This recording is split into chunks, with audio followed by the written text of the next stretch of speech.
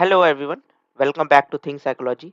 एक ऐसा प्लेटफॉर्म जहाँ पे हम सिर्फ साइकोलॉजी को पढ़ना या उसको रटना ही नहीं, उसको समझना भी सीखते हैं, उसको अप्लाई करना भी सीखते हैं। तो चलिए शुरू करते हैं आज का हमारा टॉपिक। और आज जैसा कि आप सबको पता है कि हम लोग जो है असाइनमेंट सीरीज देख रहे हैं ना, सॉल्यूशन सीरीज। राइट, हमने एम ए पी सी 005 तक देख लिया है। आज हम एम पी सी 006 देखेंगे। It is a very important assignment because यहाँ पे बहुत सारे न्यूमेरिकल्स हैं, स्टैटिस्टिकल न्यूमेरिकल्स हैं, है ना? जैसे अनोवा है, मैन्स विटनी है, ठीक है, काई स्क्वायर है। इसको समझेंगे भी और इसको करना भी सीखेंगे कि कैसे करा करा जाता है। ओके, तो ये किन सेशंस वालों के लिए है? ये जुलाई 2023 एंड जनवरी 2024 सेशंस वालों के लिए है। ठीक है, तो कृपया वही लोग इसको अटेम्प्ट करें, है ना? और अगर आप लोग एनोवा, मेंस विटनी और काई स्क्वायर समझना चाहते हो तो आप भी इस वीडियो को देख सकते हो। ठीक है, तो एम पी सी 006 आज हम लोग पढ़ने वाले हैं। ठीक है, स्टैटिस्टिक्स इन साइकोलॉजी। राइट, ये आपके चैप्टर का नाम है, आपके बुक का नाम है। ठीक है, तो चलिए शुरू करते हैं। तो सबसे पहले ये देख लीजिए, ये आप ही का सेशन है, राइट? ओके, और फिर ये रहा आपका क्वेश्चन पेपर, है ना? तो हम लोग शुरू करते हैं फर्स्ट क्वेश्चन से। ठीक है, तो फर्स्ट क्वेश्चन जो है, describe assumptions, advantages and disadvantages of non parametric statistics. ठीक है, एडवांटेजेस और डिसएडवांटेजेस को आपको डिस्क्राइब करना है। ठीक है, तो मैं इन पेजेस को धीरे धीरे स्लाइडली नीचे करता जाऊंगा, आप उसको देखते जाइए। अगर आप चाहते हो कि आप इसको डायरेक्टली बुक से लिखो, ठीक है, तो अपने आंसर्स खुद बनाओ, तो मैंने यहाँ पे ब्लॉक नंबर भी दे रखा है और पेज नंबर भी दे रखा है।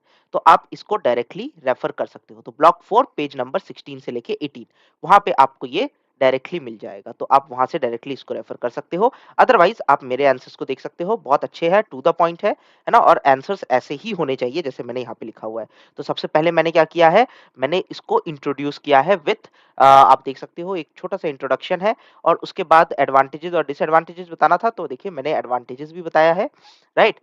एडवांटेजेस में मैंने क्या दिखाया है, less stagnant data demands, quick and simple calculations, right? और क्या होता है, आगे चलते हैं। और आगे क्या होता है, तो ये देखिए, objective in absence of clear scale, right? और उसके बाद हिस्टोरिकल अपील इन सिंप्लिसिटी, राइट? ये इसके कुछ एडवांटेजेस है जो आपके बुक में मेंशन्ड है। ठीक है, उन्हीं पॉइंट्स को मैंने यहाँ पे भी लिखा हुआ है। ठीक है, applicability to non random samples, है ना? ये भी इसका एक एडवांटेज है। ठीक है, फिर आ जाते हैं हम डिसएडवांटेजेस पे। तो चलिए डिसएडवांटेजेस भी देख लेते हैं। ये देखिए, ये रहा डिसएडवांटेजेस। तो lack of quantitative descriptions, right? Tedious calculations and software dependency, right? बहुत ज्यादा सॉफ्टवेयर डिपेंडेंसी होती है इसमें, तो ये इसका डिसएडवांटेजेस है, राइट? वरना आप खुद भी कर सकते हो कैलकुलेशन, बट कैलकुलेशन थोड़ा सा कॉम्प्लिकेटेड रहेगा। फिर उसके बाद इंफॉर्मेशन लॉस, है ना? आपको ध्यान रखना है कि सेक्शन ए जो है वो आपको 1000 वर्ड्स में लिखना है। अगर आप लोग यहाँ तक असाइनमेंट में पहुंच गए हो तो ऑब्वियसली आपको पता होगा।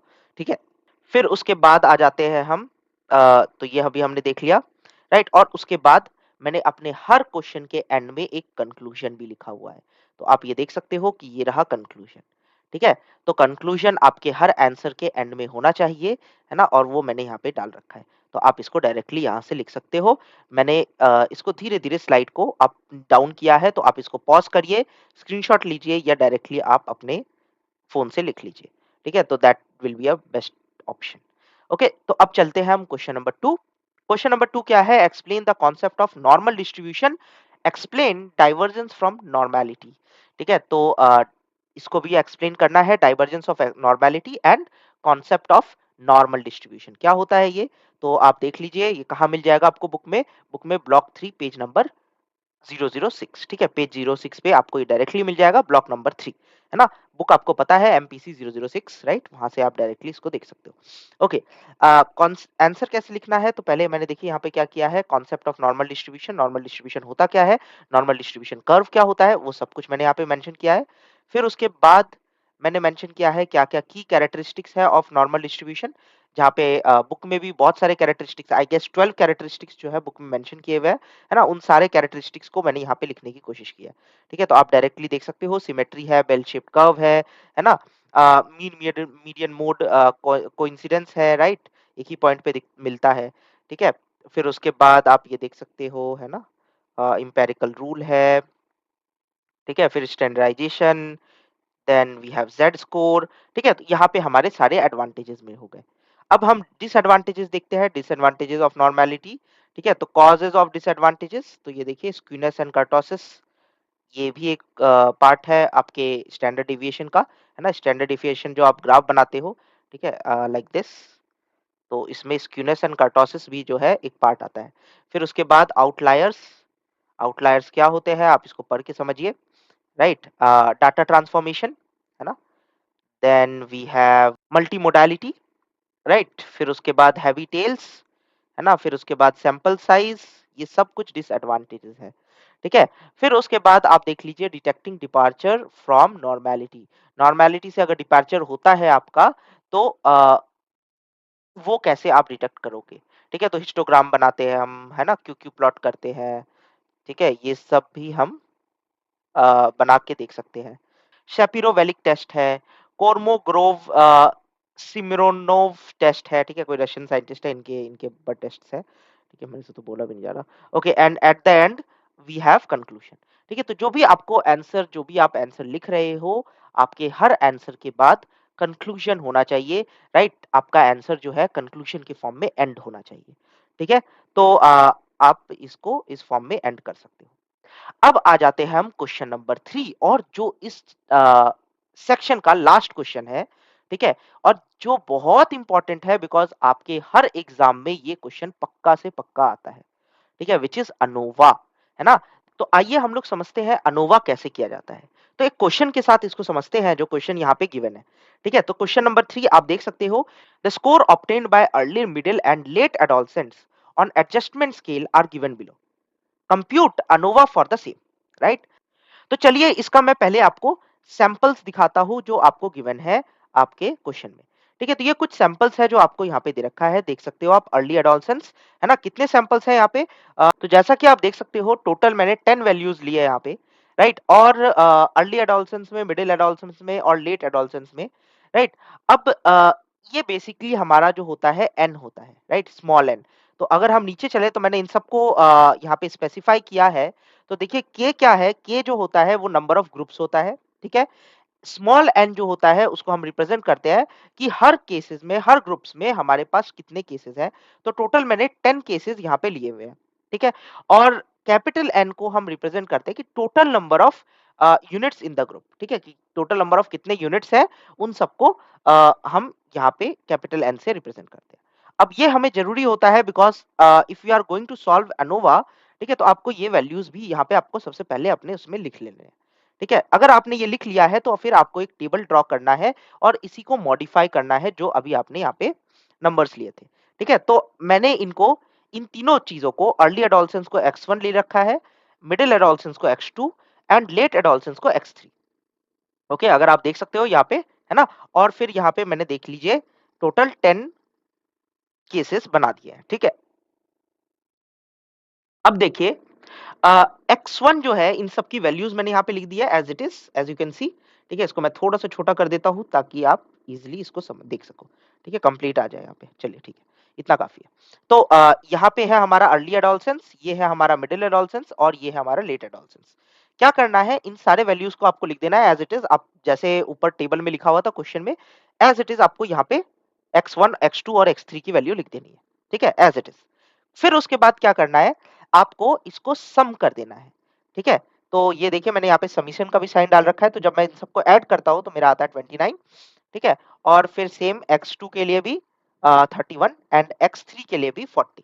ठीक है, तो ये आप देख सकते हो। ओके, फिर क्या करना है, x1 को स्क्वायर कर देना है। तो यहाँ पे देखिए मैंने लिखा हुआ है x1 स्क्वायर, राइट? तो x1 को स्क्वायर करना है, तो जो भी आपका x1 का वैल्यू है उसको स्क्वायर कर दीजिए।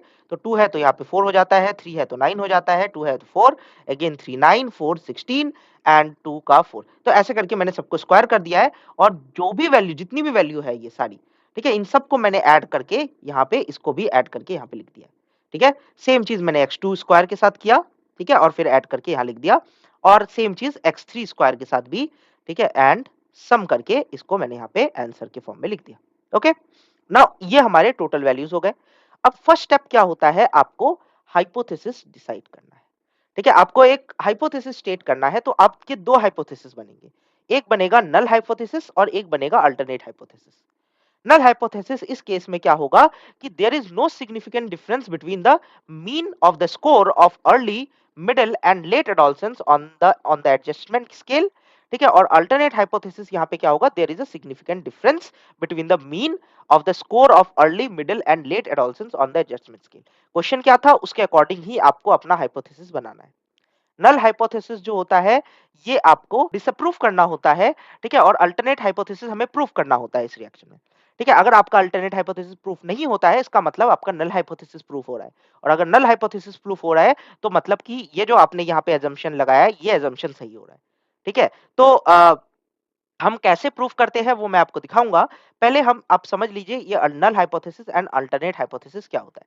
ठीक है, तो आप आपने पहले जो जितने भी वीडियोस थे उसमें आपने देखा होगा, है ना, हमने null hypothesis and alternate different types of hypothesis की बात की थी।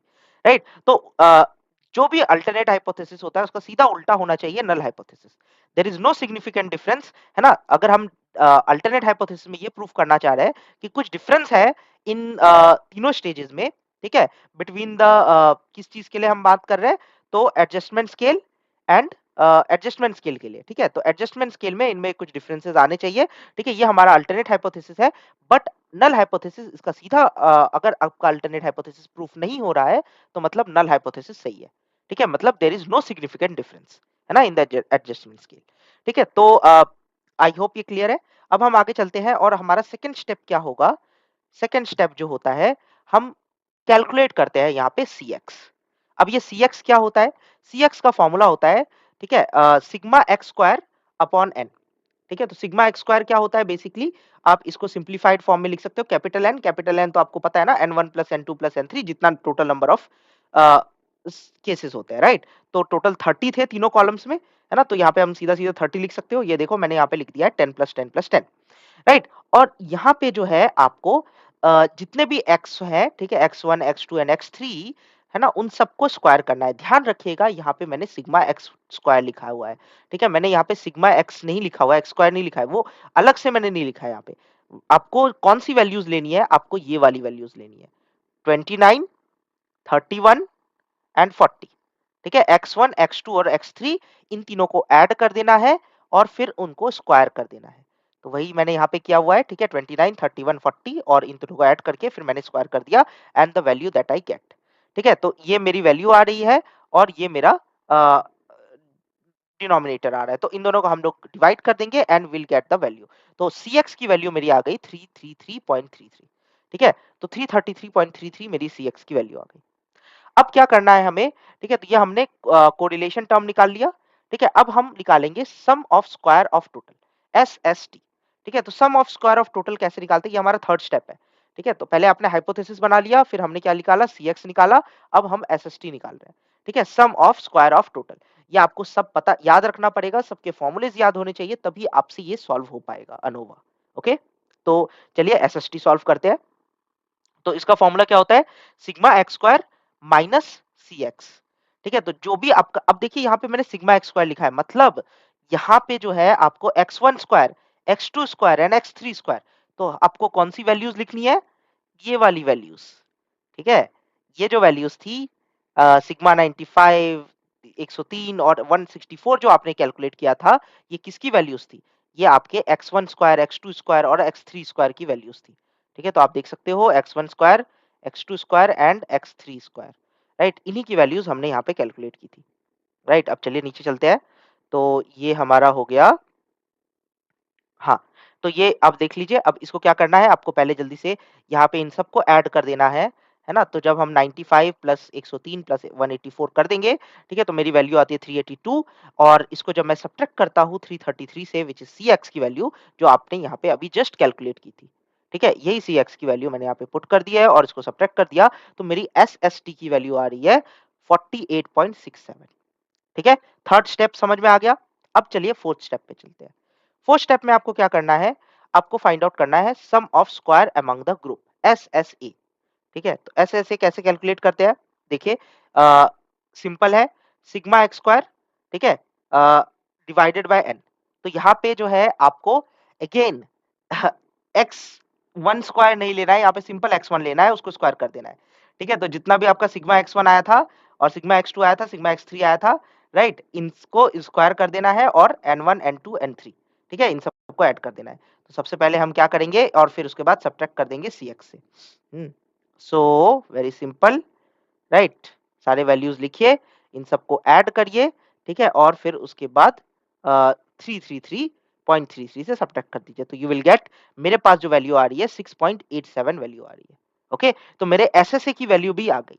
तो आपको ये जो वैल्यूज़ आप निकाल रहे हो, पहले एसएसटी की निकाली, फिर एसएसए की निकाली, है ना? इसको आपको बॉक्स में पुट कर देना है ताकि आपको याद रहे। क्योंकि जब आप अनोवा समरी बनाओगे, ठीक है? एफ रेशियो समरी बनाओगे, तो वहाँ पे आपको ये वैल्यूज़ पुट करनी होगी। ओके? तो अभी हमने एसएसए कैलकुलेट कर ली, अब हम चलिए एसएसडब्ल्यू कैलकुलेट करते हैं। तो एसएसडब्ल्यू कुछ नहीं है, एसएसडब्ल्यू बहुत सिंपल है, एसएसटी माइनस एसएसए। तो एसएसटी आपकी जो वैल्यू आई और एसएसए की वैल्यू जो आई, उन दोनों को सब्ट्रैक्ट कर दो, यू विल गेट एसएसडब्ल्यू। ओके? तो ये देखिए आ गया मेरा एसएसडब्ल्यू। अब हम चलते हैं नेक्स्ट स्टेप 6, जहाँ पे mean sum of square among the group, ठीक है? इसको हमें कैलकुलेट करना है। तो ये बेसिकली क्या होता है, एमएसएसए, ठीक है? एमएसएसए कैसे कैलकुलेट करते हैं? तो एसएसए डिवाइडेड बाय के माइनस 1।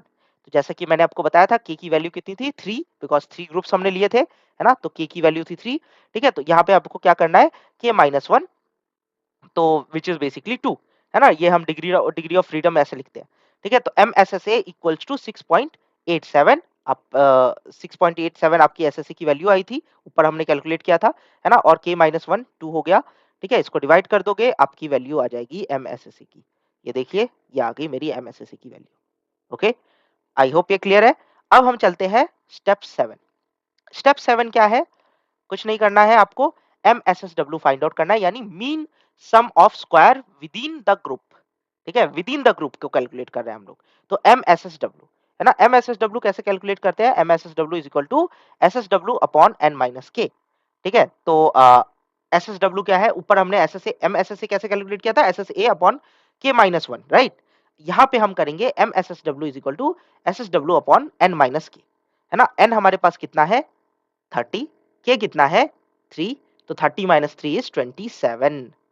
ओके? और एसएसडब्ल्यू हमारे पास आई थी 41.8, बस इसी को वैल्यूज को पुट कर दो, आपका आंसर आ जाएगा। तो ये देखिए मेरा आंसर यहाँ पे आ चुका है, एमएसएसडब्ल्यू विच इज इक्वल टू 1.54। समझ में आ गया? ठीक है? फिर आपको क्या करना है? आपको स्टेप 8 पे जाना है, which is to find F ratio. इसको देखिए, मैंने डिफरेंट डिफरेंट स्टेप्स में आपको बहुत ईज़िली समझाने की कोशिश की है। अगर आप इस फॉर्म में इसको सॉल्व कर लेते हो, बहुत सिंपल है अनोवा। ठीक है? आपका आराम से अनोवा हो जाएगा। ओके? तो अब देखिए एफ रेशियो कैलकुलेट करना है। एफ रेशियो कैसे कैलकुलेट करते हैं? तो एमएसएसए अपॉन एमएसएसडब्ल्यू, इन दोनों को जब डिवाइड करेंगे तो आपका एफ रेशियो आ जाएगा, व्हिच इज़ 3.435 डिवाइडेड बाय 1.54। ठीक है? जब आप इसको डिवाइड करोगे तो यू विल गेट 2.23। ठीक है? तो ये आपका एफ रेशियो आ गया। ओके? अब जो है, अब क्या करना है आपको? अब देखिए यहाँ पे आप सीधा-सीधा समरी लिख दीजिए आपके एनोवा की। ठीक है? जो मैंने यहाँ पे लिख दिया, आप देख लीजिए। डिग्री ऑफ फ्रीडम मेरे पास कितना है? 2, ठीक है? और within the group degree of freedom जो है मेरे पास कितना है? 27। अमंग द ग्रुप 2 था और विदिन द ग्रुप 27 था, राइट? ये जो कुछ भी आपने अभी आपने फाइंड आउट किया है, उन सब की समरी। एसएस एसएस की वैल्यूज़ आप देख लीजिए, एसएसए की आई थी और एसएसडब्ल्यू की भी आई थी, तो ये दोनों मैंने यहाँ पे लिख दिया है। एमएसएस की जो दोनों वैल्यूज़ थी, एमएसएसए, एमएसएसडब्ल्यू, दोनों वैल्यूज़ को मैंने यहाँ पे सीधा-सीधा लिख दिया है। एफ रेशियो जो है वो जो कुछ भी आई है मेरी, ठीक है, 2.23, वो मैंने यहाँ पे एज़ इट इज़ लिख दिया। ओके? अब आपको क्या करना है? अब आपको एफ टेबल खोलना है।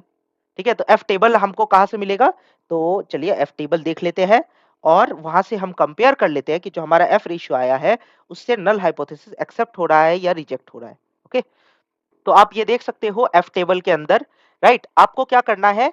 आपको जो है, आपको देखना है कि यहाँ पे आपका जो डिग्री ऑफ फ्रीडम था, ठीक है? अ, 1-2 डिग्री ऑफ फ्रीडम आए थे हमारे। अगर हम समरी देखें, तो ये देखिए अमंग द ग्रुप वाला जो डिग्री ऑफ फ्रीडम है और विदिन द ग्रुप वाला जो डिग्री ऑफ फ्रीडम है। तो इन दोनों के डिग्री ऑफ फ्रीडम है। अब आपको किसमें देखना है? 0.05 लेवल पे देखना है, ठीक है? ये सिग्निफिकेंस लेवल है, ये हमारे एरर का सिग्निफिकेंस लेवल है, ठीक है? तो इसी लेवल पे आपको देखना है। तो आप देखिए आपका 2 डिग्री ऑफ फ्रीडम है, अमंग द ग्रुप वाला डिग्री ऑफ फ्रीडम और विदिन द ग्रुप वाला डिग्री ऑफ फ्रीडम, ठीक है? तो इन दोनों डिग्री ऑफ फ्रीडम के साथ आपको इसको कंपेयर करना है। तो देखिए from the statistics F table for degree of freedom value 2 and 27 at 0.05 level of significance the F value is 3.3 power, ठीक है? Calculated F value is 2.23। ठीक है? तो मेरा जो देखिए इसमें जो आया है वो 3.3 क्या है 3.35 है, राइट? एंड कैलकुलेटेड वैल्यू जो आया है वो 2.23 है। ठीक है? तो अगर आप देखो एफ टेबल के अंदर तो ये रहा हमारा first degree of freedom which is among the group वाला 2 है, राइट? तो ये देखिए अमंग द ग्रुप 2, राइट? ये वाला है, ठीक है? और ये मैं देखिए किसके लिए देख रहा हूँ एफ टेबल अल्फा की वैल्यू 0.05, ठीक है? ये एरर है ना? तो इसकी वैल्यू मैं 0.05 ले रहा हूँ। इट इज़ अ ये जनरल स्टैंडर्ड एरर होता है, इसी में आपको लेना होता है, ठीक है? तो degree of freedom among the group वाला है 2, ठीक है? और मेरा विदिन द ग्रुप वाला जो है वो 27 है, तो 27 यानी थोड़ा नीचे जाना पड़ेगा। चलिए नीचे चलते हैं और ये रहा वैल्यू, राइट? ये रहा। ये देखिए तो 2 और 27 ये रहा 3.3541 है ना? ये मेरा degree expected degree of freedom है, ठीक है? ये डिग्री ऑफ फ्रीडम है और मेरी जो वैल्यू आ रही है वो कितनी आ रही है 2.23 which is smaller than the f critical value, therefore the obtained f ratio is significant, therefore the null hypothesis is accepted। मेरा जो ऑब्टेन्ड एफ रेशियो है वो सिग्निफिकेंट है, ठीक है? इससे अगर आपकी वैल्यू जो होती है ना क्रिटिकल वैल्यू से कम रहती है, इसका मतलब कि आपकी जो है नल हाइपोथेसिस एक्सेप्ट हो रही है, अल्टरनेट हाइपोथेसिस रिजेक्ट हो जा रही है। आपका जो है ये एफ रेशियो इसकी वैल्यू क्रिटिकल वैल्यू से ज़्यादा होनी चाहिए थी, ठीक है? जो आपकी एफ वैल्यू है उससे ज़्यादा होनी चाहिए थी जो नहीं हो रही है ना? In that case alternate hypothesis आपका रिजेक्ट हो गया है और नल हाइपोथेसिस आपका एक्सेप्ट हो गया है, ठीक है? तो हम लिख सकते हैं कि f critical value therefore the obtained f ratio is significant therefore the null hypothesis is accepted। तो जो भी आपका null hypothesis था, null hypothesis क्या था बेसिकली कि अ, ये देखिए आपका ये रहा null hypothesis है ना? there is no significant difference between the mean and of the score of early middle and late adolescents on the adjustment scale। ठीक है? कोई डिफरेंस नहीं है, ये आपका इसको एक्सेप्ट हो जा रहा है। ओके? सो यहाँ से हमने ये कैलकुलेट कर लिया। तो आपको ये कॉन्सेप्ट समझ में आया? आई होप ये आ गया होगा। चलिए अब चलते हैं हम नेक्स्ट सेक्शन पे जो है हमारा सेक्शन बी, राइट? और सेक्शन बी का जो है 4th क्वेश्चन। अब देखिए आपको इस सेक्शन में 400 वर्ड्स में ही आंसर देना है, ठीक है? 400 वर्ड से ज़्यादा में आंसर नहीं देना है आपको, राइट? सो कोशिश करिए कि 3 पेज के अंदर आपका आंसर कंक्लूड हो जाना चाहिए, ठीक है? तो यहाँ पे क्वेश्चन नंबर 4 क्या कहता है? Explain how data can be observed using classification and tabulation. Data को हम कैसे ऑब्जर्व कर सकते हैं क्लासिफिकेशन और टेबुलेशन से? कहाँ मिलेगा आपको ये? ब्लॉक नंबर 1 पेज नंबर 20, ठीक है? तो ब्लॉक नंबर 1 पेज नंबर 20 पे आपको ये डायरेक्टली मिल जाएगा। तो in the field of psychology देखिए आप देख सकते हो यहाँ पे मैंने इसको इंट्रोड्यूस कर दिया है ना? और ये पूरा इंट्रोडक्शन है जो यहाँ पे मैंने मेंशन किया हुआ है। थोड़ा-सा ज़ूम कर देता हूँ ताकि आप इज़िली इसको नोट कर लो, ठीक है? फिर उसके बाद आ जाते हैं हम थोड़ा-सा नीचे एंड क्लासिफिकेशन इन साइकोलॉजी। तो आप देख सकते हो सबसे फर्स्ट है क्लासिफिकेशन इन साइकोलॉजी, राइट? जहाँ पे हमने कैरेक्टराइजेशन ऑफ साइकोलॉजिकल फिनोमिना है ना ये मेंशन किया है। फिर उसके बाद पर्सनैलिटी टाइप्स, तो कितने टाइप्स ऑफ पर्सनैलिटी है वो भी हमने यहाँ पे मेंशन किया हुआ है। फिर आप देख सकते हो developmental stages, right? Different different developmental stages है, वो सब कुछ यहाँ पे मेंशन्ड है, ठीक है? फिर उसके बाद टैबुलेशन इन साइकोलॉजी, तो टैबुलेशन मैंने यहाँ पे डाल दिया है, आप इसको डायरेक्टली लिख सकते हो, ठीक है? देखियो फ्रीक्वेंसी डिस्ट्रीब्यूशन इन बिहेवियर, ठीक है? क्लासिकल असेसमेंट रिजल्ट्स, ठीक है? फिर उसके बाद आ जाइए थोड़ा-सा नीचे and correlation matrix, experimental data, है ना? एंड ये 4th पॉइंट हो गया। फिर एग्जांपल्स एंड कुछ एग्जांपल्स यहाँ पे मैंने मेंशन किया हुआ है, ठीक है? और फिर ये यहाँ पे कंक्लूजन। तो आंसर के एंड में एक छोटा-सा कंक्लूजन होना चाहिए, एक छोटी-सी समरी होनी चाहिए, जो यहाँ पे मैंने मेंशन कर रखी है। ठीक है? तो आप इसको डायरेक्टली लिख सकते हो। पियर्सन प्रोडक्ट मोमेंट कोरिलेशन काफ़ी इंपॉर्टेंट है और बहुत सारे एग्ज़ाम्स में ये आता है। ये कैसे सॉल्व किया जाता है इसको हम समझते हैं इस क्वेश्चन से, ठीक है? जहाँ पे हमें 2 डाटा दे रखा है ना? कौन-कौन सा डाटा है? डाटा हमें data A and data B, ठीक है? 2 डाटाज़ हमें गिवन है, राइट? और इससे हमें कैलकुलेट करना है पियर्सन्स प्रोडक्ट मोमेंट कोरिलेशन, ठीक है? कैसे कैलकुलेट करते हैं? तो पहले आप ये सारे डाटाज़ को यहाँ पे आप देख सकते हो, टोटल कितने डाटाज़ है हमारे पास? आई गेस 10 डाटाज़ है ना? 10-10 दोनों दोनों datas, data A and data B हमारे पास गिवन है, ठीक है? So Pearson product moment correlation coefficient यानी बेसिकली आर स्मॉल आर से इसको हम रिप्रेजेंट करते हैं, राइट? इसको कैलकुलेट करने के लिए हमें कुछ स्टेप्स फॉलो करने पड़ेंगे। ये दोनों डाटास के हम कैलकुलेट करेंगे और इसके कुछ स्टेप्स हैं जो बेसिक स्टेप्स हैं जिसको हमें फॉलो करना है। तो चलिए इसको हम फॉलो करते हैं और इसको हम सॉल्व करने की कोशिश करते हैं। ओके, तो सबसे पहले आपको क्या करना होगा, आपको वही सेम टेबल जो है वहाँ पे यहाँ पे आपको ड्रॉ कर लेना होगा। ठीक है? तो ये देखिए मैंने यहाँ पे ये सेम टेबल ड्रॉ कर लिया है।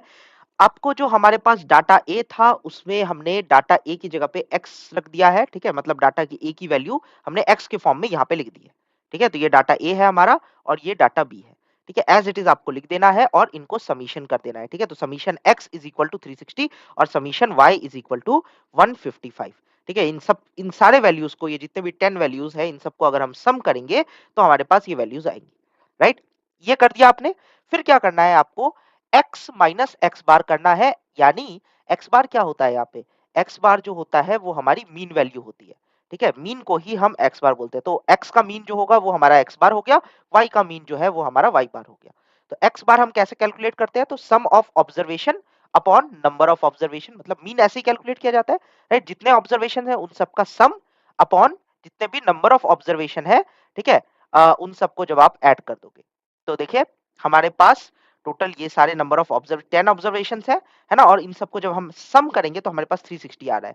ठीक है? तो जब हम इन दोनों को डिवाइड करते हैं तो we get our mean value 360 by 10 basically 36। Same thing will do with the y।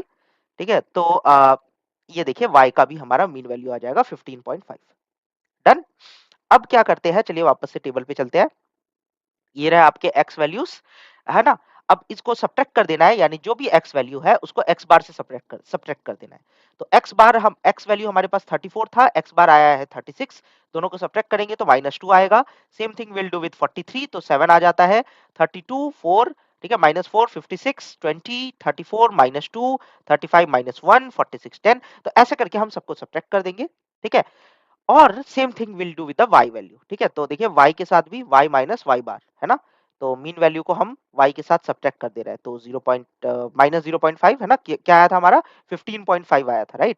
तो 15 को 15.5 से सब्ट्रैक्ट कर देंगे तो हमारे पास वैल्यू आएगा -0.5, यहाँ पे आ जा रहा है 3.5, ठीक है? इधर -3.5। तो ऐसे करके हम सब्ट्रैक्ट करते हुए चले जाएंगे और जो वैल्यूज आएंगी एज इट इज आपको वहां पे लिख देनी है। डन। फिर क्या करना है आपको, इन जो भी वैल्यूज आया इनका स्क्वायर कर देना है। तो -2 आया था, -2 को स्क्वायर करेंगे तो 4 होगा, माइनस माइनस कैंसिल हो जाता है, मतलब बेसिकली आप माइनस माइनस स्क्वायर करते हो तो 4 होता है, बेसिक मैथमेटिक्स है, right? So minus minus square करोगे तो प्लस होता है, राइट? तो 2 टू ज़ा 4 है ना, 7 7 ज़ा 49 एंड ऐसे ही 4 4 ज़ा 16 400। ठीक है? तो ऐसे करके मैंने यहाँ पे एज इट इज लिख दिया है सबको स्क्वायर करके। Same thing will do with the y, है ना? तो ये देखिए मैंने 0.5 को स्क्वायर करेंगे तो -0.5 था 0.25 हो जाएगा, 3.5 12.25। ठीक है? ऐसे करके आपको सारी वैल्यूज यहाँ पे लिख देनी है, y की वैल्यू भी। डन। अब क्या करना है आपको, इन दोनों वैल्यूज को ऐड कर देना है, मतलब बेसिकली आपका जो ये पूरा वैल्यू आया है, ठीक है, ये पूरा वैल्यू इन सबका समीशन कर देना है। तो सम करने के बाद आता है 916 और इस साइड अगर मैं सम करता हूं तो ये आता है 360.25। इतना हो गया। अब क्या करना है, अब आपकी जो वैल्यूज है, पहले हम टेबल देख लेते हैं फिर आगे चलेंगे, राइट? कैलकुलेशंस कैसे करनी है वो मैं आगे बताऊंगा, पहले टेबल एक बार देख लेते हैं। फिर क्या करना है आपको, नेक्स्ट स्टेप जो होगा आपका, अब आपके पास जो वैल्यूज है x माइनस एक्स बार और y माइनस वाई बार, इन दोनों को मल्टीप्लाई कर देना है। अभी यहाँ पे स्क्वायर नहीं कर रहे, मल्टीप्लाई कर रहे हैं, ठीक है? तो ये हमारा थर्ड कॉलम में ऐसे करके वैल्यूज लिख देंगे। तो x माइनस एक्स बार और y माइनस वाई बार, ठीक है? तो जो भी वैल्यूज थी हमारे पास -2 था और यहाँ पे आपका -2 है और y माइनस वाई बार में 0.5 है। तो -2 इंटू -0.5 तो बेसिकली हमारा 1 आएगा, माइनस माइनस अगेन प्लस हो जाएगा। ठीक है? एज़ इट इज़ आपको यहाँ पे वैल्यूज़ लिख देनी है और आपकी जो फाइनल जो भी वैल्यूज़ जितनी भी आएगी इन सबको ऐड कर देना है, तो समीशन आपका आ जाता है 554। समझ में आ गया? डन, इतना क्लियर है? ठीक है? अब हम आगे चलते हैं और हम देखते हैं कि आगे क्या करना है। ठीक है? तो अब आपने मीन वैल्यूज़ तो हमने निकाल ली थी, ये हमने देख लिया था। ओके। नाउ अब हमें कैलकुलेट करना है एक्स एस एक्स। ठीक है? तो इसको हम कैसे कैलकुलेट करते हैं, ये होता है root summation X minus X bar का होल स्क्वायर अपॉन 2। तो X minus summation X minus X bar का होल स्क्वायर जो था हमारा कितना आया था, 916। अभी आप देख सकते हो यहाँ पे, है ना? 916 कहाँ गया, ये रहा। ठीक है, समीशन x माइनस x बार का होल स्क्वायर, राइट, यही था, है ना? तो ये हमारा आया था 916 एज इट इज लिख दो अपॉन n। n हमारे पास कितना है, मतलब टोटल केसेस कितने हैं, टोटल सैंपल्स कितने हैं, 10, राइट? तो 10 मैंने यहाँ लिख दिया है। इन दोनों को डिवाइड कर देंगे एंड रूट को सॉल्व करने के बाद हमारी जो वैल्यू आती है वो हो जाएगी 9.57। ठीक है, तो एक्स एस एक्स की वैल्यू आ जाती है हमारे पास 9.57। ठीक है, डन। अब ऐसे ही एस वाई निकाल लेना है आपको।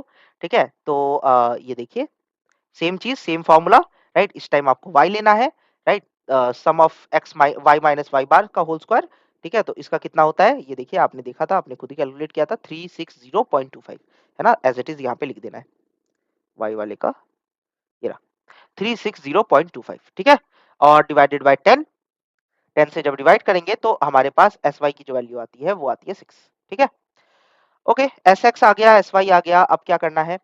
हाँ, अब हमें कैलकुलेट करना है पियर्सन्स मोमेंट कोरिलेशन। ठीक है, यानी स्मॉल आर को कैलकुलेट करना है। ठीक है, पियर्सन्स मोमेंट कोरिलेशन हम यहाँ पे कैलकुलेट करेंगे और यही तो हमें निकालना था। ठीक है, तो आप इसको इसको कैसे कैलकुलेट करते हैं, तो ये देखिए, summation x minus X bar into Y minus Y bar upon N S X S S Y. ठीक है, ये जो है ये आपका फॉर्मूला है, ये आपके बुक में भी गिवन है, आप वहां से इसको डायरेक्टली रेफर कर सकते हो। हम ये फॉर्मूला यूज करेंगे एंड वी विल मल्टीप्लाई। तो S x minus X bar into Y minus Y बार का हमने अभी किया था, राइट? समीशन ये रहा, यही तो था ना, एक्स माइनस एक्स बार और वाई माइनस वाई बार, राइट? ठीक है, तो इसको हमने कैलकुलेट किया था, 554 आया था हमारे पास। बस एज इट इज उसको लिख दो, 554, 10 और एन जो है हमारे पास 10 है, एस एक्स कितना है 9.57 एंड एस वाई कितना है 6। ठीक है, तो बस इसके साथ आपको इसको मल्टीप्लाई करके डिवाइड कर देना है, जो भी करना है, राइट? आप सिंपली कर सकते हो। पियर्सन्स मोमेंट को रिलेशन आपका आ जाएगा 0.97, 0.96 समथिंग आ रहा था, तो मैंने इसको ओवरऑल लेके अप्रॉक्स लेके 0.97 कर दिया है। ठीक है, इससे क्या पता चल रहा है, इससे पता चल रहा है कि आपका जो पियर्सन कोरिलेशन कोएफिशिएंट आ रहा है, ठीक है, of data A and data B is approximately 0.97। ठीक है, which is very close to 1, है ना, बहुत क्लोज है 1 के। तो इससे क्या पता चलता है, this high positive value of R suggests a very strong positive linear relationship between data A and data B. बहुत strong positive linear relationship है between data A and data B. अगर 1 से थोड़ा बहुत कम आता, ठीक है, या बहुत ज्यादा आ जाता, तो फिर रिलेशनशिप अच्छा नहीं है। लेकिन अगर आपके 1 के आसपास आ रहा है, मतलब जो रिलेशनशिप है वो बहुत अच्छा है। ठीक है, 1 से अगर लेट्स से 1 एक मीडियम पॉइंट है और 1 से अगर दूर हो जाता है बहुत ज्यादा, दोनों साइड पॉजिटिव नेगेटिव, ठीक है, कुछ भी आए, ठीक है, तो कोरिलेशन जो है वो अच्छा नहीं है। ठीक है, लेकिन अगर आपका 1 के बिल्कुल क्लोज आ रहा है, तो इनके बीच का जो रिलेशनशिप है वो बहुत स्ट्रांग है। अंडरस्टूड? तो डाटा ए की वजह से डाटा बी इफेक्टेड हो रहा है, ये हमने यहाँ पे कैलकुलेट कर लिया। Is it clear? ठीक है, तो ये यही हमें फाइंड आउट करना था, ये कोरिलेशन फाइंड आउट करना था बिटवीन टू डाटास, वो हमने पियर्सन मोमेंट कोरिलेशन टेक्निक से हमने फाइंड आउट कर लिया। आई गेस आपको ये क्लियर होगा। ओके, सो अब हम चलते हैं नेक्स्ट क्वेश्चन पे। ठीक है, नेक्स्ट क्वेश्चन है हमारा क्वेश्चन नंबर 6। अगेन इसको भी 400 वर्ड्स में ही लिखना है, तो ये थियोरेटिकल क्वेश्चन है। क्या क्वेश्चन है? Describe the biserial and tetrachoric correlation with the help of suitable examples. ठीक है, बाइसीरियल एंड टेट्राकोरिक कोरिलेशन। ठीक है, ब्लॉक नंबर 2 पेज नंबर 34 से लेके 35, वहां पे आपको ये डायरेक्टली मिल जाएगा। Otherwise you guys can prefer my answer, right? By serial correlation को यहाँ पे मैंने एक्सप्लेन कर रखा है, देखिए, with proper definition and formulas, जो कुछ भी होता है। ठीक है, फिर उसके बाद मैंने टेट्राकोरिक कोरिलेशन को भी यहाँ पे एक्सप्लेन किया हुआ है। ठीक है, एंड ये हमारा 400 वर्ड्स में यहाँ पे कंक्लूड हो जाता है। समरी भी लास्ट में मैंने लिख दी है, आपको हर आंसर्स में समरी लिखना है। ठीक है, जब भी आप आंसर्स को कंक्लूड कर रहे हो। ओके, सो आई गेस ये क्लियर है। अब ये हमने पूरा ये कैलकुलेट कर लिया। ठीक है, आप इसको पॉज करिए और आप डायरेक्टली वीडियो को लिख सकते हो, इसको डायरेक्टली वीडियो से। ठीक है, अब आ जाते हैं हम क्वेश्चन नंबर 7। क्वेश्चन नंबर 7 क्या है? Compares Mann's Whitney U test from the following data. तो अभी हम समझेंगे कि मेंस व्हिटनी यू टेस्ट को कैसे सॉल्व करना है विद दिस एग्जांपल, है ना? ये क्वेश्चन के साथ हम इसको समझेंगे कि when Mann's Whitney U test को कैसे सॉल्व किया जाता है। ठीक है, तो क्वेश्चन क्या है? Compare Mann's Whitney U test for the following data. Okay, कैसे सॉल्व करना है चलिए इसको देख लेते हैं। तो ये डाटा हमारे पास यहाँ पे गिवन है, ठीक है, मेंस विटनी यू टेस्ट का, ठीक है। अब इसके साथ आपको कैलकुलेट करना है। क्या कैलकुलेट करना है? यहाँ पे हमें एक रिलेशन फाइंड आउट करना है between independent variable and dependent variable, ठीक है। तो इन दोनों के बीच में हमें रिलेशन फाइंड आउट करना है, तो ये हम देखेंगे by the help of Mann Whitney U test. Okay, so ये रहा हमारे पास कोर्स, ठीक है। तो आप देख सकते हो कहाँ का किसके लिए स्कोर दे रखा है, स्कोर्स ऑब्टेन्ड और इमोशनल इंटेलिजेंस स्केल, ठीक है। इमोशनल इंटेलिजेंस स्केल के लिए स्कोर दे रखा है यहाँ पे, दोनों का दे रखा है मेल एंड फीमेल, ठीक है। तो इसको सॉल्व करने के लिए आपको कुछ स्टेप्स, पहले तो सबसे पहला स्टेप जो होता है, हमें हाइपोथेसिस डेवलप करना होता है। तो नल हाइपोथेसिस यहाँ पे क्या हो जाएगा, there is no significant difference between data A and data B, right. और अल्टरनेट हाइपोथेसिस हो जाएगा, there is a significant difference between data A and data B, मतलब मेल और फीमेल का बीच में एक सिग्निफिकेंट डिफरेंस है, ठीक है। किसके लिए? इमोशनल इंटेलिजेंस स्किल के लिए। अब चलिए शुरू करते हैं, इसको कैसे करना है। ये भी बहुत इंटरेस्टिंग है इसको सॉल्व करना, और बहुत सिंपल है, ठीक है। क्या करना है, अगेन आपको एक टेबल ड्रॉ करना है, ठीक है, दोनों डाटा का, data A and data B. इसको मैं थोड़ा सा मिनिमाइज कर देता हूँ ताकि ये एक साथ आ जाए। ओके, अ, अब आप देख सकते हो data A and data B, मतलब मेल और फीमेल दोनों का मैंने यहाँ पे बना दिया है, ठीक है।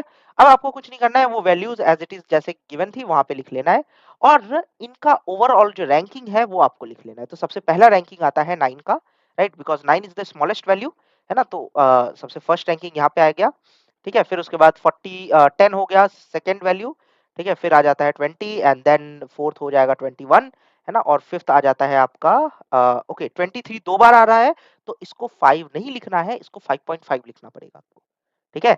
तो दो बार अगर कोई वैल्यू आती है तो 5.5, ठीक है। तो आप एज इट इज 5.5 लिख सकते हो, ओके। और फिर उसके बाद आपको 6 नहीं लिखना है, फिर आपको 7 लिखना होगा। तो ये देखिए 25 का यहाँ पे 7, राइट। फिर उसके बाद 8 आपका आ जाता है 26, 9 है आपका कहाँ गया 9, ये रहा 31, ठीक है। 10 आ जाता है 32, 11 34, 12 आपका है 38, 13 39, एंड 14 है आपका 40, 15 है आपका, ये देखिए 41, 16 43, 17 45, 18 है आपका 49, एंड 19 है आपका अ, ये रहा 54, एंड 20 है आपका 67। तो टोटल 20 वैल्यूज है। आपका जो ये रैंकिंग होना चाहिए 20 होना चाहिए, है ना। अगर 20 से कम आ रहा है तो कुछ गड़बड़ हुई है, ठीक है। सो ध्यान रखिएगा। तो टोटल रैंकिंग जो होनी चाहिए आपकी 20 होनी चाहिए। अब कुछ नहीं करना है, जितनी भी रैंकिंग्स है दोनों साइड में R1 और R2 दोनों को बस ऐड कर देना है, summation R1 and summation R2, ठीक है। इन दोनों को जो रैंकिंग मैंने यहाँ पे दी थी, रैंकिंग 1 टेबल 1 में और रैंकिंग 2 टेबल 2 में, मतलब डाटा 2 के लिए, ठीक है। इन दोनों को ऐड कर देना है, तो इसका आ जाता है मेरा 119 119, एंड इसका आ जाता है 91, ठीक है। अब क्या करना है आपको, बहुत सिंपल है, आगे चलते हैं। अब देखिए यहाँ पे आपको यू वैल्यू कैलकुलेट करना है, ठीक है। इस वैल्यू को मैं ले लेता हूँ, इस साइड वाले को R1 वाले के लिए यू ले लेता हूँ, और R2 वाले के लिए यू डैश ले लेता हूँ, ठीक है। यू डैश आप लिख सकते हो, आप सीधा U1 U2 भी लिख सकते हो, इट्स टोटली योर चॉइस, है ना। N1 आपको पता है 10 है, और N2 भी डाटा 2 के लिए 10 है, ठीक है। आपको यू वैल्यू कैसे कैलकुलेट करनी है, तो कुछ नहीं करना, आपको सिंपल सा ये फॉर्मूला फॉलो करना है। ये फॉर्मूला आपके बुक में भी गिवन है, आप उसको डायरेक्टली वहां से रेफर कर सकते हो।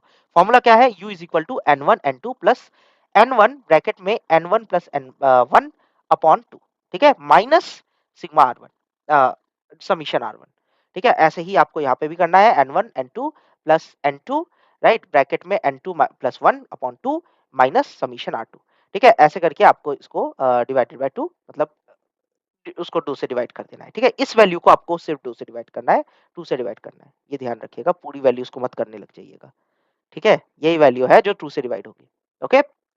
तो बस एज इट इज आप वैल्यू लिख दीजिए। यहाँ पे हमारा N1 था 10, है ना, बस इससे मल्टीप्लाई किया तो ये 10 हो गया, इससे मल्टीप्लाई किया तो ये इसको जब ऐड किया तो 11 हो गया, और 11 को जब हमने 10 से मल्टीप्लाई किया, 10 और इंटू 11 110 हो जाएगा, राइट।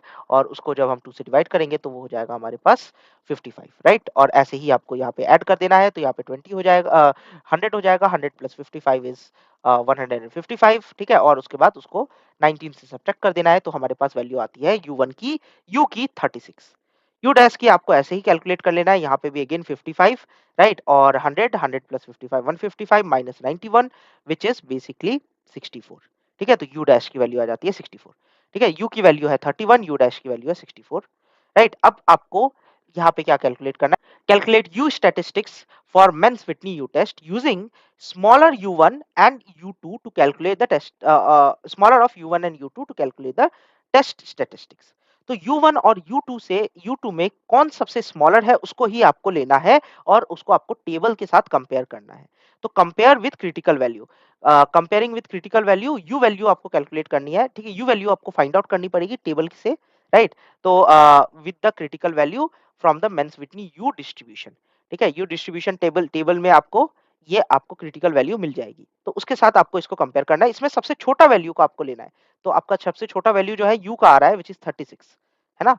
तो अब table for my chosen significant level क्या है, मैंने क्या चूज किया हुआ है, सिग्निफिकेंट लेवल जो है वो अल्फा, राइट, वो मैंने चूज किया है यहाँ पे 0.05, because that is the standard. मैं इतना इतना अपने एरर इतना एरर चाहता हूँ, ठीक है, मतलब इतना एरर का मार्जिन रखना चाहता हूँ, इससे ज्यादा नहीं, ठीक है। तो यू लेस देन और equal to the critical value we reject the null hypothesis, ठीक है। अगर u क्रिटिकल वैल्यू से कम होता है या इक्वल टू होता है तो हम नल हाइपोथेसिस को रिजेक्ट कर देंगे, ठीक है।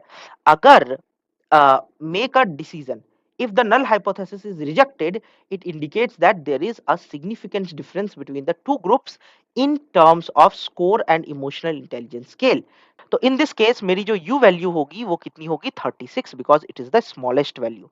तो मेरे को स्मॉलेस्ट वैल्यू लेना है ना, स्मॉलर ऑफ u1 और u2, तो स्मॉलेस्ट वैल्यू जो है u36 है मेरी, ठीक है। तो मैं सीधा सीधा वहां लिख देता हूँ, ये देखिए मैंने यहाँ पे यू वैल्यू लिखा हुआ है, ठीक है। तो मेरा यू वैल्यू जो था वो 36 था एंड यू क्रिटिकल जो है वो 23 है। ये मैंने कैसे फाइंड आउट किया, तो आपके लिए आपको इसके लिए यू टेबल देखना पड़ेगा, ठीक है। तो चलिए पहले एक बार टेबल देख लेते हैं और वहां से हम you critical value find out कर लेते हैं। तो दोनों आप पहले एक बार ये देख लीजिए कि हमारा n1 n2 क्या था, हमारा n1 n2 जो था वो 10 10 था, है ना, दोनों साइड 10 10 वैल्यूज है ना, तो 10 हमारा दोनों साइड होगा, ओके। सो ये हो जाएगा हमारा एन वन और एन टू वैल्यू, ठीक है। तो 10 और 10, ठीक है। तो अब चलिए देखते हैं, ये रहा टेबल। अब यहाँ पे आप जरा देखिए, ये एन वन है इस साइड, ठीक है, और इस साइड जो है वो एन टू है, ओके। सो अब यहाँ पे आप देख रहे हो कहाँ पे ये ज्वाइन हो रहा है, तो ये रहा 23। तो हमारा जो यू क्रिटिकल है विच इज 23, और बट हमारी यू वैल्यू कितनी आई है, यू वैल्यू आई है 36। What does it means, it means that हमारा यू कैलकुलेटेड जो है which is higher than the U critical value, U calculated is greater than the U critical value. इससे क्या पता चलता है कि our null hypothesis is accepted, that means there is no significant difference between the two group in terms of score on emotional intelligence scale। कोई difference नहीं है mail और फीमेल्स में, ठीक है।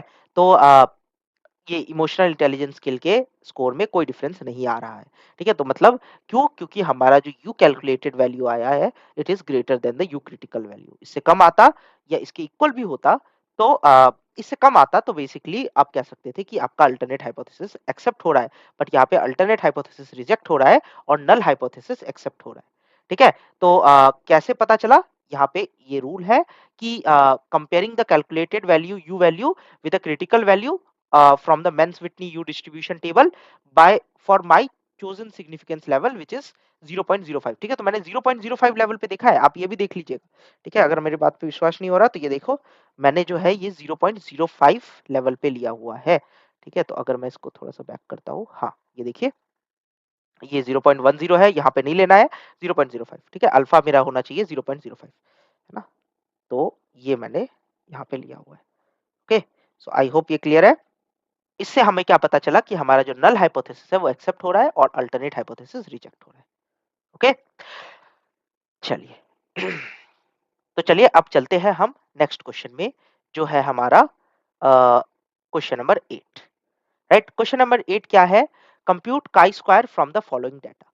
अब आपको कंप्यूट काई स्क्वायर कंप्यूट करना है, कहां मिलेगा, block number 4 page number 58। Chi square को समझते हैं हम इस क्वेश्चन के साथ जो आपके स्क्रीन पे गिवन है, ठीक है। काई स्क्वायर एक बहुत सिंपल सा कैलकुलेशन है, थोड़ा सा कैलकुलेशन लेंदी हो जाता है यहाँ पे, बट है सिंपल ये, ठीक है। इसके लिए ज्यादा कुछ मेहनत नहीं करनी पड़ती है, राइट। मैं आपको अभी समझाता हूँ स्टेप बाय स्टेप कि काई स्क्वायर कैसे कैलकुलेट किया जाता है। तो ये देखिए, आपको यहाँ पे दो वैल्यूज गिवन है, ठीक है, जूनियर मैनेजर सीनियर मैनेजर, दो मैनेजर्स गिवन है और वर्क मोटिवेशन, ठीक है, 2 दे रखा है हाई और लो, ठीक है? दोनों का वर्क मोटिवेशन जूनियर मैनेजर का हाई जो होता है वो 10 है और लो पे जो है वो 12 है, ठीक है? और सीनियर मैनेजर पे जो हाई है वो 12 है और लो जो है वो 22 है, ठीक है? तो काई स्क्वायर को हम यूज़ करके हम इसको कैसे कैलकुलेट करते हैं इसको हम देखते हैं। तो सबसे पहले आपको क्या करना है यहाँ पे एक नल हाइपोथेसिस और अल्टरनेट हाइपोथेसिस कर लेना है। ठीक है? तो नल हाइपोथेसिस क्या होगा? There is no association between managers work motivation and their job positions. हमें एसोसिएशन फाइंड आउट करना होता है यहाँ पे। तो बेसिकली यहाँ पे नल हाइपोथेसिस के according there is no association between managers work motivation and job positions. ठीक है? और अल्टरनेट हाइपोथेसिस में there is association between managers work motivation and job position. ठीक है? तो ये दोनों हमारे हाइपोथेसिस है। ठीक है? टेबल वापस से आप यहाँ पे बना लीजिए। अब इस टाइम आपको क्या करना है, एक चीज़ ध्यान रखिएगा, कैसे इसको कैलकुलेट करते हैं। तो इस टेबल में जो है ना, आपकी जो वैल्यूज़ है आप एज़ इट इज़ लिख दीजिए, दोनों को ऐड कर दीजिए। 10 + 12 इज़ 22, 12 + 22 इज़ 34, है ना? इस रो और कॉलम दोनों साइड आपको ऐड करना है। तो 10 + 12 22, 12 + 22 इज़ 34, ठीक है? और इन सब का जो टोटल वैल्यू है इस साइड वो 56 हो रही है दोनों साइड से, राइट? आप देखिए 24 + 34 इज 56, 22 + 34 इज 56 एंड इस साइड से भी, ठीक है? तो रो एंड कॉलम दोनों साइड से 56 हो रहा है, ओके? नाउ अब आपको क्या करना है, देखिए, calculate the extended frequencies for each cells under the assumptions of independence। ठीक है? एक्सटेंडेड फ्रीक्वेंसी को कैलकुलेट करना है। ई एफ से मैं इसको रिप्रेजेंट करता हूँ, ठीक है? मैं सिंपली ई से रिप्रेजेंट करता हूँ। तो एक्सटेंडेड फ्रीक्वेंसी को कैसे कैलकुलेट करते हैं? Row total into column total upon grand total, ठीक है? तो रो टोटल कितना है मेरे पास 22, कॉलम टोटल कितना है 22, ग्रैंड टोटल कितना है 56, ठीक है? तो इन सबको आप ऐड करके डिवाइड कर दीजिए, सबका करना है, ठीक है? E1 first column first row, है ना? फर्स्ट कॉलम ये जो है आपका फर्स्ट कॉलम, ठीक है? 22 फर्स्ट रो 22, ठीक है? दोनों साइड, ओके? तो E1 1 का मैंने 22 22 अपॉन 56 8.64 आ गया। E12 का अब 12 मतलब ये वाला 22, राइट? ये 22 वैल्यू, ठीक है? और 2 जो है सेकंड रो 34, ठीक है? तो ऐसे करना है। तो ये देखिए मैंने यहाँ पे किया हुआ है 22 इंटू 34 अपॉन 56, आगे वैल्यू सेम चीज 21। अब 21 जो हो जाएगा वो थोड़ा सा पलट जाएगा वैल्यू, राइट? अब यहाँ पे आपको ये वाला लेना है 34 एंड 22, ओके? ये 22 एंड ये 34, ठीक है? मैं इसको मार्क कर देता हूँ तो ज़्यादा इजी होगा अंडरस्टैंड करने में। इन दोनों को अब मैं कर रहा हूँ। तो ये रहा मेरा 21 22 इंटू 34 56, फाइन। इसको डिवाइड करने के बाद ये आता है 13.35। फिर नेक्स्ट क्या है? नेक्स्ट है आपका E22। E22 क्या होगा? 22 मतलब सेकंड रो सेकंड कॉलम, ये रहा, ठीक है? 34 30, राइट? तो इन दोनों को मल्टीप्लाई करिए और 56 से यानी ग्रैंड टोटल से डिवाइड कर दीजिए। ये देखिए मैंने कर दिया है और ये मेरी वैल्यू आ गई, ठीक है? अब आपको क्या करना है, ये जितनी भी वैल्यूज आई हाई और लो सबको पुट कर देना है, ठीक है? तो अर्ली के लिए मेरे पास आया था 8.64, लेट के लिए आया था 13.35, लो में अर्ली के लिए आया था 13.35 एंड लेट के लिए आया था 20.64। मतलब दोनों दोनों केसेस के लिए जो है ना आ गया था, ठीक है? ये हमने यहाँ पे एज इट इज लिख दिया है, ओके? अब इसको क्या करना है, compute chi square statistics. Chi square के अब हमें फॉर्मूला लगाना है। काई स्क्वायर इज बेसिकली काई, है ना, स्क्वायर, ठीक है? इसका फॉर्मूला क्या होता है? Observe frequency minus expected frequency का whole square upon expected frequency, ठीक है? इसका समीशन। तो ऑब्जर्व माइनस एक्सपेक्टेड फ्रीक्वेंसी का समीशन, तो ये पहले कैसे लिखेंगे? तो पहले हमारा ऑब्जर्व फ्रीक्वेंसी क्या है? ऑब्जर्व्ड आया है 10 12, जो जो लिखा हुआ था वहां पे एज इट इज आपको लिख देना है, ठीक है? जितने भी आपके वैल्यूज थे 10 12 12 22, है ना? ऐसे ही आपको एक्सपेक्टेड जो जो वैल्यूज आए थे 8.64 13.35 13.35 एंड 20.64, ये सारे वैल्यूज आपको एज इट इज लिख देने हैं, ठीक है? This and this, okay? So ये सारे वैल्यूज यहाँ पे मैंने लिख दिया। इन दोनों को सब्ट्रैक्ट कर देना है। तो ये लीजिए मैं सब्ट्रैक्ट भी कर देता हूँ। 1.36, इन दोनों को सब्ट्रैक्ट करेंगे तो माइनस ये आएगा ये आएगा ये आएगा, ठीक है? डन। उसके बाद क्या करना है, जो भी वैल्यूज आपने सब्ट्रैक्ट की इसको स्क्वायर कर देना है, जैसा कि मैंने यहाँ पे लिखा हुआ है। तो स्क्वायर कर देते हैं, तो सबको स्क्वायर कर देंगे। तो 0.21 और इसको डिवाइड करना है किसके साथ? एक्सपेक्टेड वैल्यू के साथ। तो एक्सपेक्टेड वैल्यू मेरा कितना है? 8.64 है ना? तो इन वैल्यूज़ के साथ आपको डिवाइड करना है। ओके? सो ये वैल्यूज़ उसके बाद मेरी आ जाती है। ठीक है? तो ये देखिए मैंने यहाँ पे इसको एक कॉलम में पूरा सॉल्व कर लिया है। ठीक है? सो ये देखिए ये डन। अब इनको क्या करना है? इन सबको ऐड कर देना है तो टोटल मेरा आ रहा है 0.55। क्लियर? इन सब चीज़ों को ऐड कर देना है क्योंकि यहाँ पे आप फॉर्मूले में देख सकते हो समेशन का साइन है। राइट? तो इन सबको ऐड कर दिया तो मेरी वैल्यू क्या आई? मेरी वैल्यू आ गई 0.55। डन? क्लियर? ओके। तो मेरे काई स्क्वायर की वैल्यू कितनी आ गई? 0.55। अब मेरी डिग्री ऑफ फ्रीडम क्या है? डिग्री ऑफ फ्रीडम कैसे कैलकुलेट करते हैं? तो number of rows -1, number of columns -1 and तो यहाँ पे आ जाएगा हमारा in this case degree of freedom is equal to 2 minus 1 into 2 minus 1 is equal to 1। तो बेसिकली डिग्री ऑफ फ्रीडम जो आ रहा है मेरा 1 आ रहा है ना? 2 minus 1 1, 2 minus 1 1, right? And into 2 into 1 तो बेसिकली 1 ही हो जाएगा। ठीक है? तो अब आपको क्रिटिकल वैल्यू फाइंड आउट करना है। आपका डिग्री ऑफ फ्रीडम जो है 1 है। यहाँ पे अगेन मैं सिग्निफिकेंस लेवल लूँगा अल्फा की वैल्यू 0.05 मतलब मेरा जो एरर रेंज होगा वो 0.05 ही होना चाहिए। यहाँ पे भी मैं ये ले रहा हूँ स्टैंडर्ड ऐसे ही लिया जाता है। ठीक है? अगेन अब आपको कैसे कैलकुलेट करना पड़ेगा? तो आपको काई स्क्वायर डिस्ट्रीब्यूशन टेबल देखना पड़ेगा। तो चलिए एक बार वो देख लेते हैं काई स्क्वायर डिस्ट्रीब्यूशन टेबल। अच्छा ये ध्यान रखिएगा कि आपका अगर क्रिटिकल वैल्यू जो है काई स्क्वायर की वैल्यू ज़्यादा होती है क्रिटिकल वैल्यू से। ठीक है? मतलब काई स्क्वायर की वैल्यू जो आपने कैलकुलेट किया है, वो क्रिटिकल वैल्यू से जो टेबल में निकल के आ रही है, उससे ज़्यादा है, तो आप नल हाइपोथेसिस को रिजेक्ट कर दोगे। ठीक है? तो चलिए एक बार देख लेते हैं हमारी कितनी आ रही है ना? क्रिटिकल वैल्यू कितनी है? तो डिग्री ऑफ फ्रीडम हमारे पास गिवन है, राइट? 1 और हमें सिग्निफिकेंस लेवल 0.05 लेना है। ठीक है? तो एक बार निकाल लेते हैं उसको। ओके, सो ये रहा टेबल, राइट? अल्फा आपकी वैल्यू होनी चाहिए 0.05 लेवल पे। तो डिग्री ऑफ फ्रीडम कितना था हमारे पास? 1 आया था ना? तो ये है 1 कितना आ रहा है? 3.841 ठीक है? तो ये आपका आ रहा है आपका क्रिटिकल वैल्यू, ठीक है? तो 3.841 अब हमारा काई स्क्वायर कितना आया हुआ है वो भी चेक कर लेते हैं। तो ये देखिए आपका काई स्क्वायर जो आया हुआ है वो है 0.055 ठीक है? मतलब 0.55 है ना? ये हमारा काई स्क्वायर है, हमने जस्ट ऊपर कैलकुलेट किया था, ठीक है? तो 0.55 एंड क्रिटिकल वैल्यू आ रही है 3.841 तो basically 3.841 is more than 0.55 which means कि आपका जो है नल हाइपोथेसिस एक्सेप्ट हो रहा है and conclude that there is no significant association between managers work motivation and their job positions ठीक है वर्क मोटिवेशन और जॉब पोजीशन से कोई सिग्निफिकेंट रिलेशनशिप है नहीं है ना ये हमने काई स्क्वायर के इस टेस्ट से कैलकुलेट कर लिया। आई होप आपको ये क्लियर होगा, आपको ये समझ में आया होगा। कोई भी डाउट होता है तो आप कमेंट सेक्शन में ज़रूर पूछिए। ओके, अब हम चलते हैं नेक्स्ट पार्ट हमारा सेक्शन सी। सेक्शन सी आपको पता है कि 50 वर्ड्स में लिखना है ना? और ये 50 वर्ड्स मतलब एक पैराग्राफ में आपको इसको लिखना है, ठीक है? तो क्वेश्चन नंबर 9 से शुरू करते हैं। क्वेश्चन नंबर 9 कहाँ मिलेगा आपको?